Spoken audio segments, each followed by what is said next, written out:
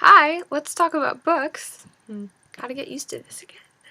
I thought I would follow my trend really belatedly and tell you my favorite books that I read in 2013. In 2011, I had 5 books to share with you. When I did my 2012 video, I think I had like 10 books to share with you. The way I was sort of counting which books to list in this video was by going to Goodreads and seeing how many books I gave a 5-star rating. I just like a half hour ago went back to Goodreads to see what that number looked like for 2013, and there were only 3 books listed. I don't know what that says about my year. This feels like ages ago, because it was, but back in the beginning of 2013 I read The Life of Pi, which originally on Goodreads was only 4 stars, but I changed it earlier today because it's one of those books that I still think about and has stuck with me, and like my enjoyment of it has not diminished despite the fact that I haven't read it in months and months and months. What really blew me away about Life of Pi, and this isn't a spoiler, I promise,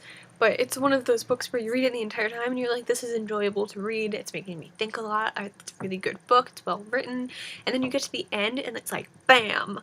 All of a sudden, you have so much more to think about. Then when summer started, I read 2 really great books pretty much in a row. I read The Night Circus by Erin Morgenstern, which I had been wanting to read for a while. One of my friends had kept telling me to read it. A really notable thing about this book is that it has a beautiful cover that is beautiful in paperback and hardback. It's just great. You should go and read it physically because it has a beautiful cover and it feels really nice, and it's just great. I really enjoyed The Night Circus partly because I find it difficult to find good fantasy novels that are not young adults. I love YA as much as the next girl, you know I love YA fantasy, but it was really good to have a variety of fantasy, especially considering I don't read as much fantasy as I was when I was younger. To be able to read fantasy that isn't aimed at younger people is really great. Also to have fantasy that was not part of a series. I like series, they're great, but it requires such a commitment, and this book was beautiful on its own. It had beautiful prose and beautiful story and a beautiful cover, like I said, and it was just great. Very soon after that, I read Mr. Penumbra's 24-Hour Bookstore, which everyone needs to read. If you like reading, if you like books, you should read it.